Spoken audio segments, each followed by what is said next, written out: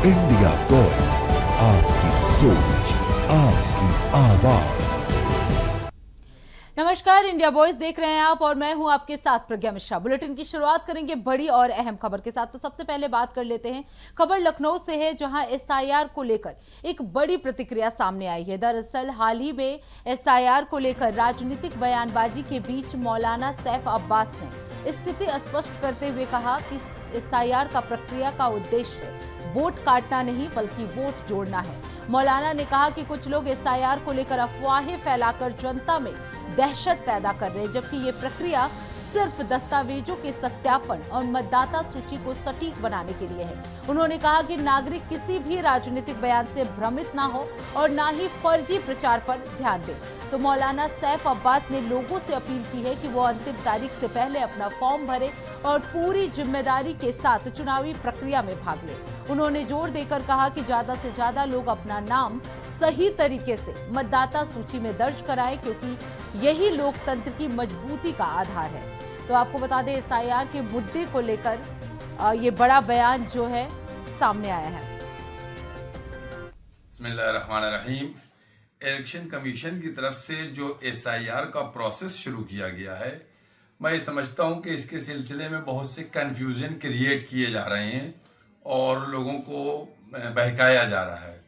लेकिन मेरा मानना ये है कि चूंकि ये होना भी चाहिए कि जो वोटर लिस्ट है उसको रिफाइंड होते रहना चाहिए, कि जो लोग दुनिया से गुजर गए हैं उनके नाम कट जाएं, जो लोग ने दूसरी जगह आप जाकर रहने लगे हैं वो उनके नाम हटा दिए जाएं, जो लोग नए आके रह रहे हैं उनके नाम ऐड किए जाएं।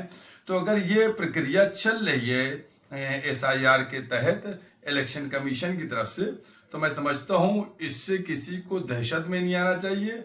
बल्कि मैं तो ये समझता हूं जो लोग कह रहे हैं कि वोट कटने के लिए काटने के लिए काम किया जा रहा है, बल्कि वोट काटने के लिए नहीं, वोटों को जोड़ने के लिए किया जा रहा है। अगर आप एक्टिव हैं और आप जो बीएलओ आपके यहाँ आ रहा है और आप एसआईआर का फॉर्म भर रहे हैं तो आपका वोट तो ऐड होएगा।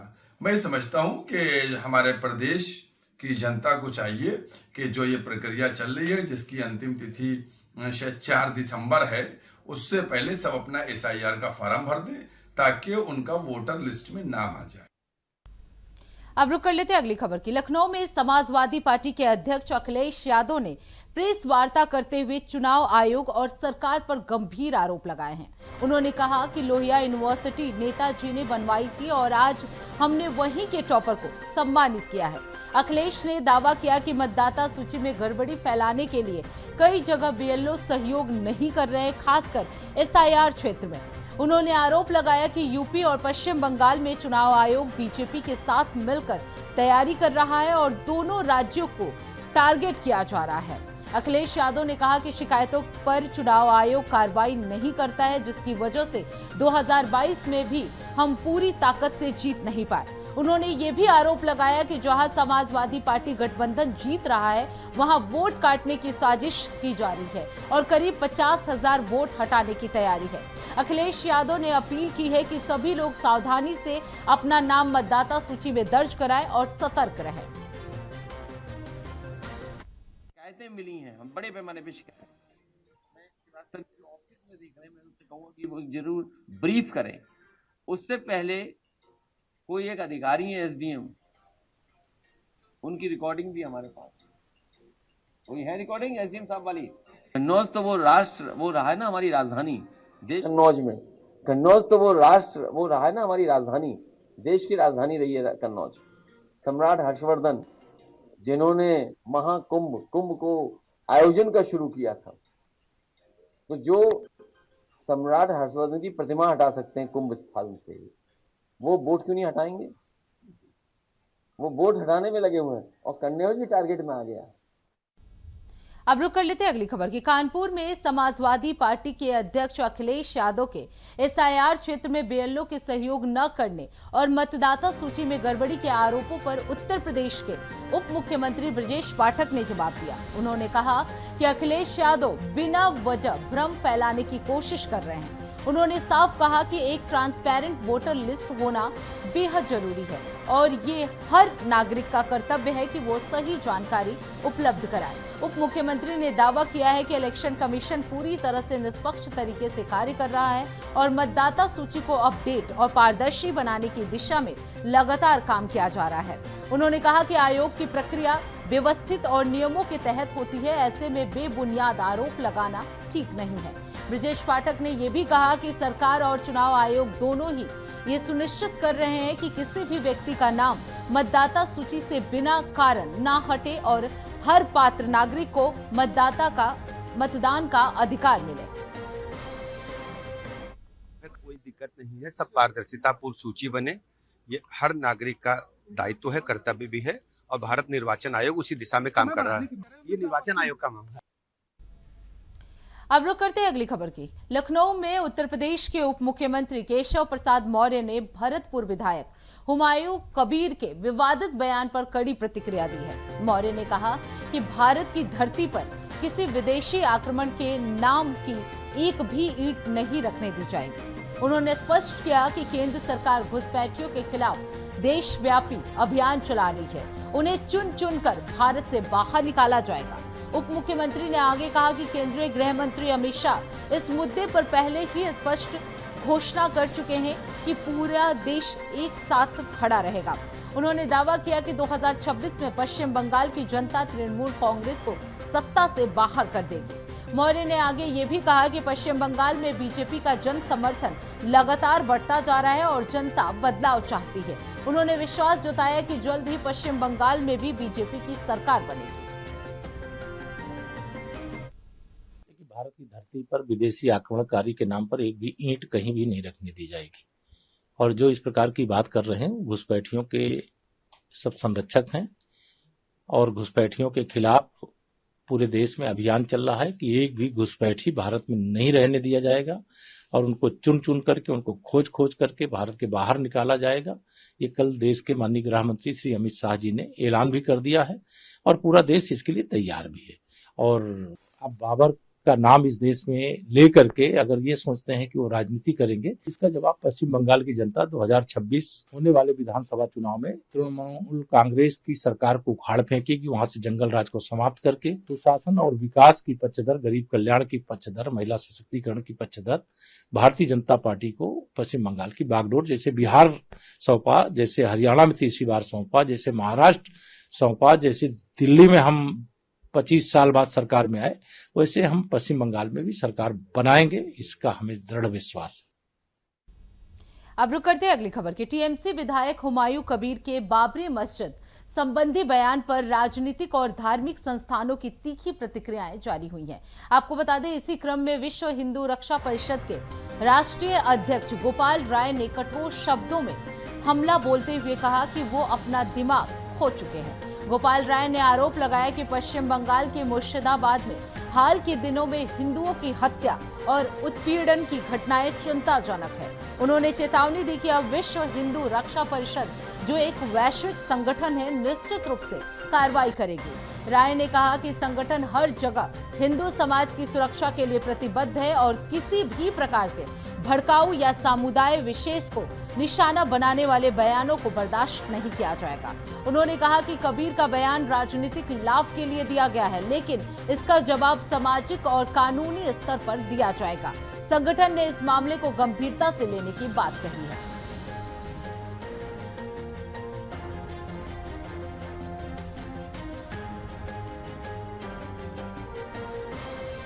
अगर उनका दिमाग खराब है, मुर्शिदाबाद में जिस तरह से हिंदुओं को इन लोगों ने हत्या किया था, अब निश्चित रूप से विश्व हिंदू रक्षा परिषद पूरे विश्व स्तर पर फैला हुआ संगठन है। वो अगर रख कर देखे, हम लोग जा करके उनकी वहीं कुटाई करेंगे, भले जेल जाना पड़े, वो करके तो दिखाएं। जितना कह देते हैं अब करके दिखाएं। हमारा देश, हमारा सनातन हिंदू समाज जाग गया है, अपनी मान सम्मान स्वाभिमान के लिए अपने प्राणों की आहुति देने में भी दिक्कत नहीं करेगा। ऐसी स्थिति में वो विधायक जहाँ हैं, बन गए विधायक। भगौड़े जो विधायक कैसे बने, आपको बता दूं, बांग्लादेश से सब आए हैं, फर्जी उनका आधार कार्ड, वोटिंग कार्ड बना करके। अब इस समय जो चल रहा है, आधे पश्चिम बंगाल के लोग बांग्लादेश भेजे जाएंगे, खुद ही उनकी सरकार अपमत में आ जाएगी और ये सपना वो भूल जाएं, क्योंकि निश्चित रूप से उनका भी समापन उसी तरह से होगा जिस तरह से हमारे हिंदू भाइयों की हत्या हुई है। अब रुक करते हैं अगली खबर की। टीएमसी विधायक हुमायूं कबीर के बाबरी मस्जिद संबंधी बयान पर अब राजनीतिक प्रतिक्रियाएं लगातार सामने आ रही हैं। आपको बता दें, इसी को लेकर कांग्रेस नेता और सांसद अधीर रंजन चौधरी ने इस मुद्दे पर टीएमसी और मुख्यमंत्री ममता बनर्जी पर तीखा हमला बोला है। उन्होंने कहा कि कभी ममता बनर्जी पुरी से मंदिर हटाने की बात करती हैं, तो कभी हिंदू वोटों को लुभाने के लिए उत्तर बंगाल में महाकाल मंदिर बनवाती हैं और ये दिखाने की कोशिश करती हैं कि वो बीजेपी से ज्यादा हिंदू है। अधीर रंजन ने कहा कि मंदिर हो या मस्जिद, किसी धार्मिक ढांचे से कांग्रेस को कोई आपत्ति नहीं है, लेकिन समुदायों को बांटने वाली राजनीति बेहद खतरनाक और इससे समाज में अनावश्यक तनाव पैदा होता है। उन्होंने अपील की है कि सभी राजनीतिक दल, नेता और नागरिक इस तरह की बयानबाजी पर नजर रखें ताकि धर्म के आधार पर नफरत फैलाने वाली राजनीति को बढ़ावा ना मिले। मुर्शिदाबाद पश्चिम बंगाल में टीएमसी के बयान को लेकर ये तंज कसा गया है। कि ये मुझे पता नहीं, लेकिन बंगाल में जो नहीं था पहले वो भी होने लगे हैं। बीजेपी आने के बाद जय सिया राम, नारा बदलते हुए जय मां काली, ये एक रूप बदल रहे हैं। और इसके साथ साथ बंगाल के मुख्यमंत्री ममता बनर्जी कभी पुरी से धाम उठा के बंगाल में ला रहे हैं, कभी महाकाल बना रहे हैं नॉर्थ बंगाल में, मतलब हिंदू वोटों को इकट्ठा करने के लिए और बीजेपी से ज्यादा वो हिंदू ये दिखाने के लिए ये मंदिर की सियासत शुरू कर दी है। तो उनकी पार्टी की जो बाकी नेतागण है उनको भी तो कुछ करना पड़ेगा। वो क्या कर रहे हैं, वो अभी बाबरी मस्जिद बनाने की ऐलान कर चुके हैं। हमें कोई आपत्ति नहीं मंदिर बने या मस्जिद बने, हमें इसमें कोई आपत्ति नहीं है, लेकिन किसी बहाने मंदिर मस्जिद बनाने के बहाने चुनाव और चुनाव में समर्थन हासिल करना और उसके साथ साथ विभाजन की राजनीति, ध्रुवीकरण की राजनीति नहीं होना, यह हमें सबको देखना पड़ेगा।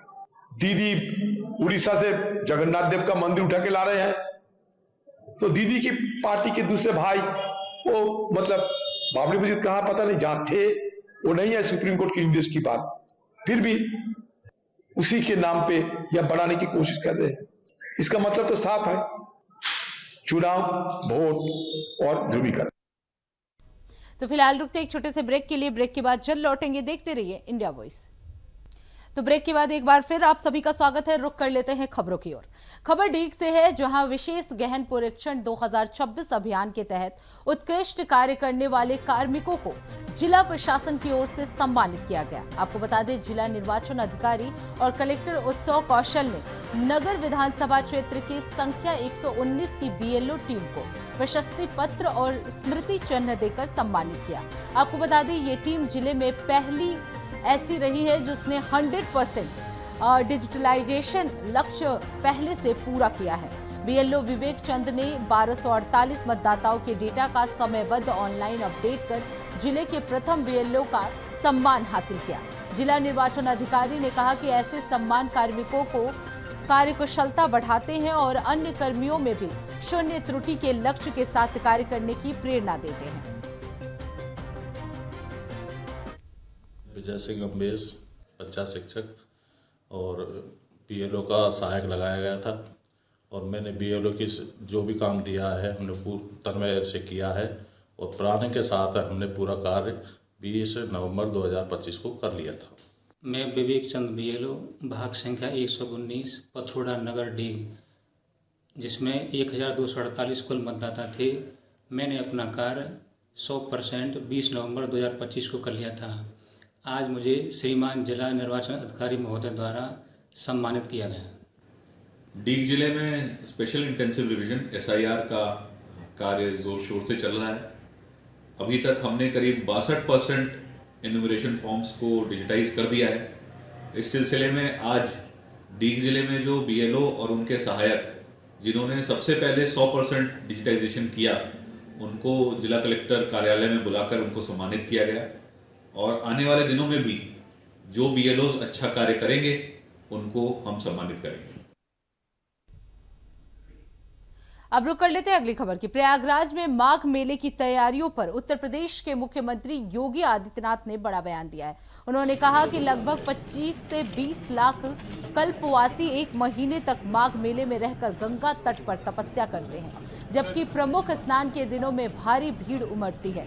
इस वर्ष अनुमानित 12 से 15 करोड़ श्रद्धालुओं के पवित्र स्नान करने की उम्मीद है, जिसमें 20 से 25 लाख कल्पवासी प्रतिदिन उपस्थित रहेंगे। सुचारू व्यवस्था सुनिश्चित करने के लिए उत्तर प्रदेश सरकार ने सभी विभागों के साथ समन्वय स्थापित किया है। सिंचाई विभाग को संगम में 10,000 क्यूसेक स्वच्छ जल का प्रवाह बनाए रखने का और वर्तमान में 19,000 से 20,000 क्यूसेक उपलब्ध है, जो आवश्यक स्तर से काफी अधिक है।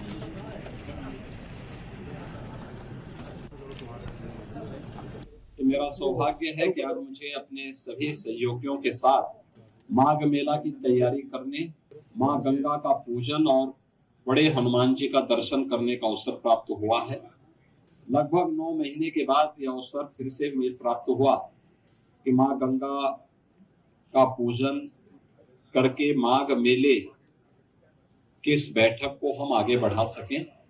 हमारी सरकार ने प्रयागराज मेला प्राधिकरण का गठन किया था और इसके अध्यक्ष के रूप में मंडलायुक्त प्रयागराज को इसके लिए नामित किया था और वो प्रयागराज मेला प्राधिकरण के नेतृत्व में महाकुंभ के साथ साथ अन्य सभी आयोजन यहाँ पे संपन्न होते हैं।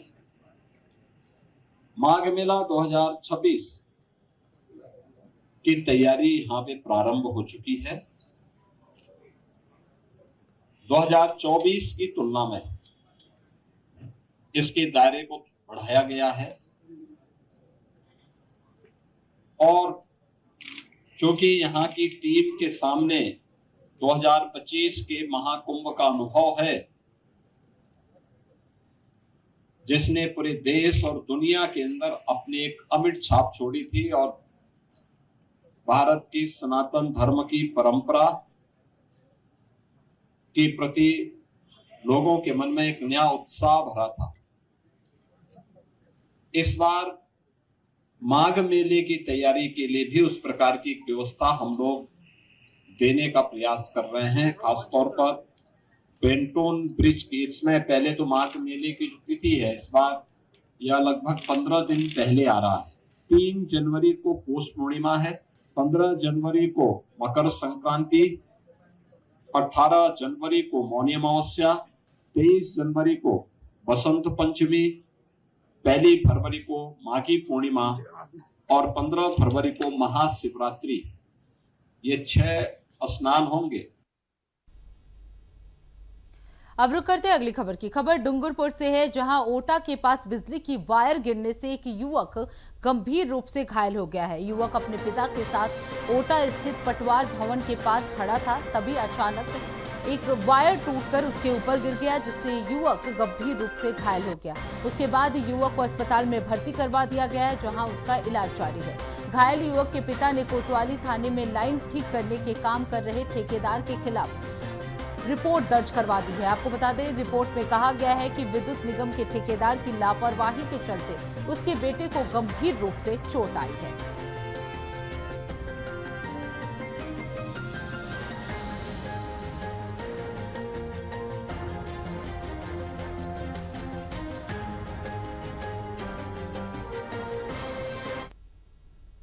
अब रुक कर लेते हैं अगली खबर की। प्रयागराज में माघ मेले की तैयारियों की समीक्षा और गंगा पूजन के लिए सीएम योगी आदित्यनाथ जो है वो पहुंचे हुए थे, जहां उन्होंने कहा कि 9 महीने बाद फिर मां गंगा का पूजन करने का सौभाग्य मिला है। उन्होंने बताया कि प्रयागराज मेला प्राधिकरण के नेतृत्व में माघ मेला 2026 की तैयारियां पूरी हो चुकी हैं और इस बार मेले का दायरा बढ़ाया गया है। महाकुंभ की तर्ज पर हो रही तैयारियों के बीच इस वर्ष मेले का आयोजन 15 दिन पहले प्रारंभ होगा। 3 जनवरी से 15 फरवरी तक चलने वाले प्रमुख स्नान पर्वों में 12 से 15 करोड़ श्रद्धालुओं के पहुंचने का अनुमान भी लगाया जा रहा है। मेले में पेयजल, सिवर, विद्युत, स्वास्थ्य, सुरक्षा, पार्किंग और सफाई की व्यापक व्यवस्थाएं की जा रही हैं। कुल 7 सेक्टर, 25,000 शौचालय, 42 पार्किंग और 17 स्थानों की व्यवस्था सुनिश्चित की जा रही है। माघ मेला की तैयारी करने, मां गंगा का पूजन और बड़े हनुमान जी का दर्शन करने का अवसर प्राप्त हुआ है। लगभग 9 महीने के बाद यह अवसर फिर से मुझे प्राप्त हुआ कि मां गंगा का पूजन करके माघ मेले की इस बैठक को हम आगे बढ़ा सकें। हमारी सरकार ने प्रयागराज मेला प्राधिकरण का गठन किया था और इसके अध्यक्ष के रूप में मंडलायुक्त प्रयागराज को इसके लिए नामित किया था और वो प्रयागराज मेला प्राधिकरण के नेतृत्व में महाकुंभ के साथ साथ अन्य सभी आयोजन यहाँ पे संपन्न होते हैं। माघ मेला 2026 की तैयारी यहाँ पे प्रारंभ हो चुकी है। 2024 की तुलना में इसके दायरे को बढ़ाया गया है और चूंकि यहाँ की टीम के सामने 2025 के महाकुंभ का अनुभव है, जिसने पूरे देश और दुनिया के अंदर अपनी एक अमिट छाप छोड़ी थी और भारत की सनातन धर्म की परंपरा के प्रति लोगों के मन में एक नया उत्साह भरा था। इस बार माघ मेले की तैयारी के लिए भी उस प्रकार की व्यवस्था हम लोग देने का प्रयास कर रहे हैं। खासतौर पर पेंटून ब्रिज की, इसमें पहले तो माघ मेले की जो तिथि है इस बार यह लगभग 15 दिन पहले आ रहा है। तो इसी के साथ इस बुलेटिन में बस इतना ही। देश दुनिया की तमाम बड़ी खबरों के लिए देखते रहिए इंडिया वॉइस। तब तक के लिए नमस्कार।